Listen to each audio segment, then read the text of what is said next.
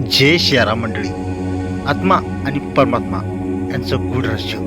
एकदा एक तरुण शिष्य मनात हजारो प्रश्न घेऊन आपल्या गुरुकडे आला. त्याच्या चेहऱ्यावर थकवा होता, डोळ्यात बेचैनी होती. तो गुरूंना म्हणाला, गुरुदेव, मी सर्व काही करत आहे, पूजा, जप, वाचन, पण तरीही मला परमात्मा सापडत नाही. आत्मा आणि परमात्मा वेगळे आहेत का? गुरु शांत बसले. त्याच्या चेहऱ्यावर एक गूढ स्मित होतं. ते म्हणाले, आज मी तुला उत्तर देईन, पण शब्दाने नाही, अनुभवाने. शिष्य अधिकच उत्सुक झाला. दृष्टांत 1. समुद्र आणि थेंब. अहंकाराचा भ्रम.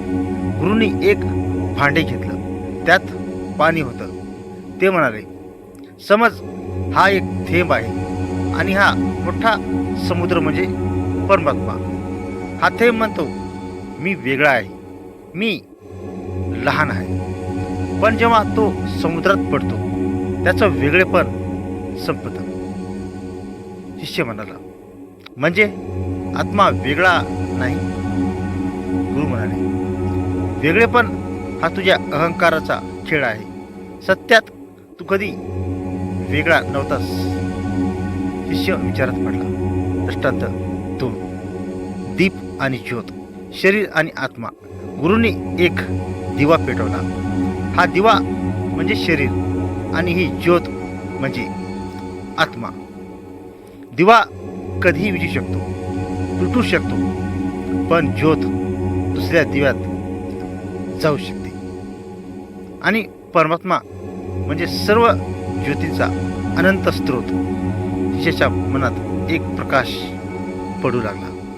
दृष्टांत 3. बीज आणि वृक्ष. संभाव्यता. गुरु म्हणाले, हे बघ, एक छोटं बीज आहे. या बीजात एक मोठं वृक्ष दडलं आहे, पण जोपर्यंत तो उगवत नाही तोपर्यंत ते दिसत नाही. तसंच तुझ्या आत्म्यातच परमात्मा आहे, पण तू अजून जागृत झाला नाहीस. शिष्याच्या डोळ्यात अश्रू दाटले. दृष्टांत 4. आकाश आणि ढग. मनाचा खेळ. गुरु म्हणाले, आकाश नेहमी शांत असतं, पण ढग येतात आणि जातात. तुझं मन म्हणजे ढग, विचार, राग, दुःख, भीती. पण आत्मा म्हणजे आकाश, जो कधी बदलत नाही. जेव्हा तू ढगांना मी समजतोस, तेव्हा तू त्रासात पडतोस. शिष्य हळूच म्हणाला, म्हणजे मी माझं मन नाही? गुरु हसले, तू मनाचा साक्षीदार आहेस. दृष्टांत 5. आरसा आणि प्रतिबिंब. खरं अस्तित्व. गुरूंनी आरसा दाखवला. तू आरशात स्वतःला पाहतोस, पण ते फक्त प्रतिबिंब आहे. तसंच हे जग एक आरसा आहे. तुझं शरीर एक प्रतिबिंब आहे. खरं अस्तित्व म्हणजे आत्मा, आणि त्या आत्म्याचं मूळ म्हणजे परमात्मा. अंतिम विस्तृत दृष्टांत. नदीचा प्रवास. गुरूने डोळे बंद केले आणि शांत आवाजात सांगायला सुरुवात केली. एक नदी होती. ती पर्वतावरून जन्मली. तिला वाटायचं, मी वेगळी आहे, माझं अस्तित्व वेगळं आहे. ती खडकावर आदळली, कधी वेगाने वाहिली, कधी शांत झाली. तिला खूप अडवणी आल्या, पण ती थांबली नाही. शेवटी ती समुद्राजवळ पोहोचली.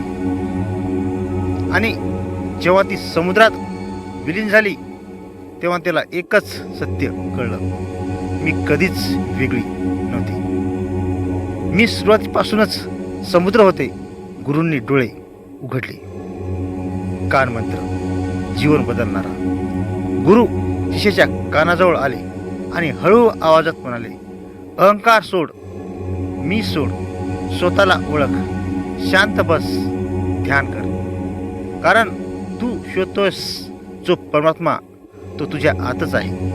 जेव्हा मी संपतो, तेव्हा परमात्मा प्रकट होतो. कथेचा सखोल सार.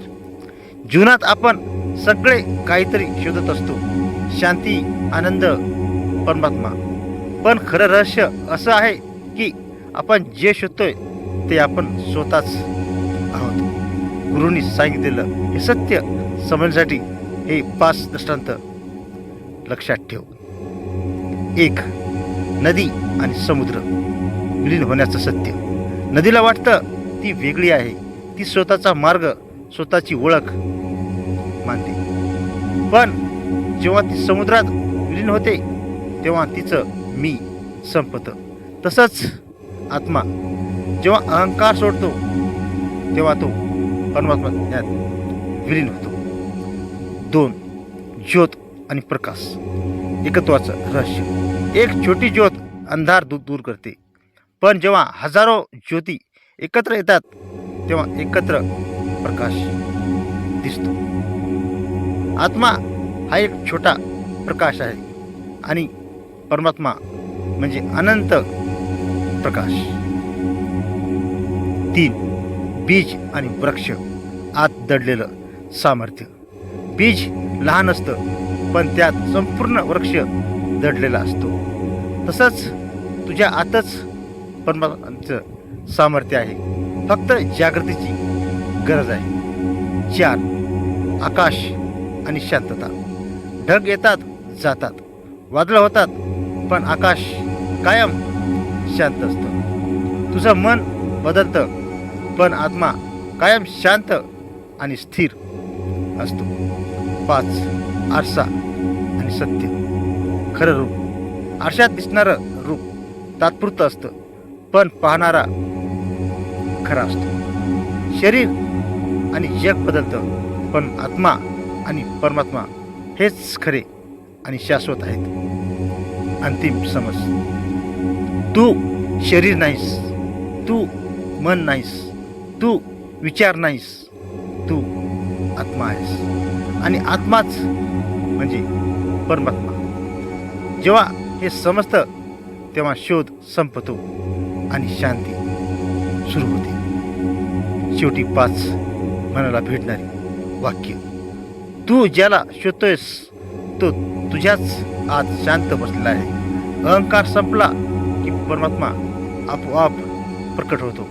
बाहेरचा आवाज थांबव, आतली शांतता तुला सर्व उत्तर देईल. तू कधीच एकटा नव्हतास, फक्त स्वतःपासून दूर गेला होतास. जेव्हा मी विरघळतो तेव्हा तो अनुभवायला मिळतो. धन्यवाद मंडळी. कथा आवडल्यास नक्कीच शेअर करा आणि चॅनलला सबस्क्राईब करा. जय सियाराम.